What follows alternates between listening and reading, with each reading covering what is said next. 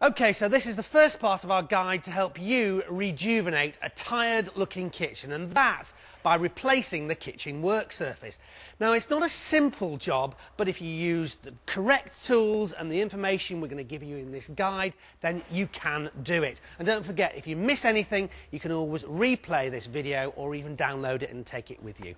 Now, helping me and guiding me is my best mate and long-term builder, Dave. Now, Dave actually designed my own kitchen, and he's been in the building trade for over 25 years, so he's definitely the man who knows the job. And this is a two-man job because there's some heavy lifting involved. So, first thing, let's choose the work surface. All right, Dave. Hello, mate. How you doing? I'm good. So, what do you reckon? I got some nice stuff here. Just what you're looking for. Let's check on this one. So here we are in the show kitchen, and you can see on this work surface one way to make it look really professional, and that's to make sure that this overhang is even throughout the whole length of the work surface. Do that and you're one step towards making it look a really top job. Right, the surface is being delivered, so we're off to the kitchen that needs the work surface. Now, just in case you ever doubted whether this was a real job we're doing, I can tell you it is, because the kitchen we're using is my dad's. Okay, so time to cut the work surface to the correct size. How do we do that? Okay, well, we know how much we've got to take off. All right, Okay. so I've got a pencil line on there. We've already measured that. That's right. Okay, a circular saw. Yeah, circular saw. It's got a straight blade, and you can get, it's got fences on it to run straight, which is great. And we're going to use this fence to cut that line straight. The fence is what, exactly? This is a fence. Okay. This is a fence, a square pad.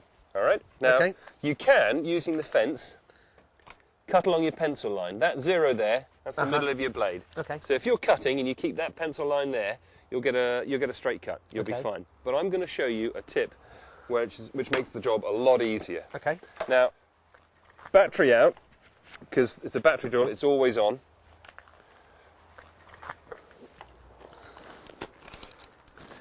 That blade is 25mm away from the fence.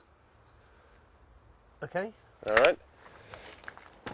And we mark 25mm in from your line.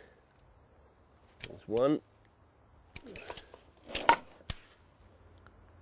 2, 3.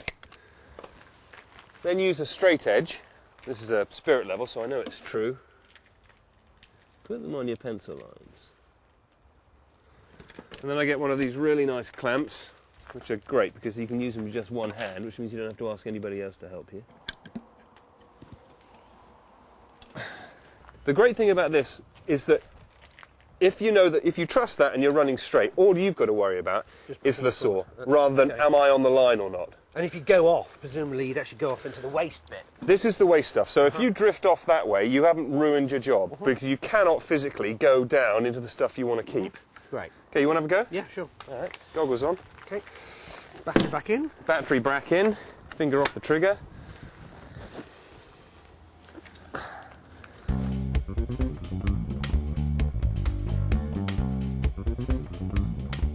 So, we're in my dad's kitchen, and as you can see, we've taken off the old work surface and taken out the sink and the gas hob. Yeah, don't forget, Martin, when you take the gas out, get a corgi guy in to do it, because it'll really spoil your weekend if the place goes bang. So they're gone. Now what happens? Well, now we're going to put the off of the worktop up, put it on the back wall, see how it fits, if we need to do any cutting or adjusting on it. I've pre-marked where the sink's going to go, so I need to mark that place out as well. So if we just offer the worktop up... Now this is why this is a two-man job, because this is actually very heavy and awkward. Oh, you right there? Okay. Slide it in, jump the curtain, lift it up a bit of... You got it. That doesn't look too bad. Okay, we're quite lucky with the gap here. It's close. It only fades a little bit down there, but that's okay. That's enough. The mastic will cover that. We're lucky. Okay. Now what? Now we have to mark where the sink's going to go. I've already marked on the wall here where the taps and the waste pipes are, in the middle of them. So that's where the middle of the sink's going to run. So now all we have to do is pull the work surface off ever so slightly, mark the back of it, and now we're going to flip it over and cut the hole for the sink. Okay. So another bit of a lifting job here. All right.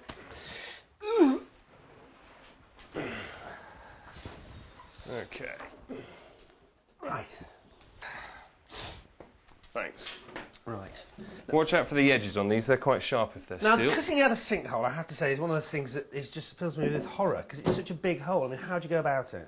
Well, there's the line for the pipework. Right. You line it up to your tap holes. Okay. I'm just going to make sure this is on the front edge, is the same length all the way along. Doesn't matter what's going on at the back, because that wall could be going like that all over the place. Yep, that's all right. Now we're going to, with the pencil, mark the outside, like that. So is that the line we cut to? No, you don't cut to that line. You cut, because you've got a 10mm lip on the sink, you cut 10mm inside that line. If you cut to that line, when you put the sink on, it'll drop straight through the hole and you'll be going back in to the Wickes. kitchen, yes. Yeah. I'm going to mark 10mm line inside. Just remember to mark every one of the lines that you're cutting to, otherwise you'll be on first name terms with the people at Wickes. And now you can take a well-deserved break. Join us in the second part of the film, where we'll be showing you how to make a simple join between two surfaces and cut the holes for your hob and sink.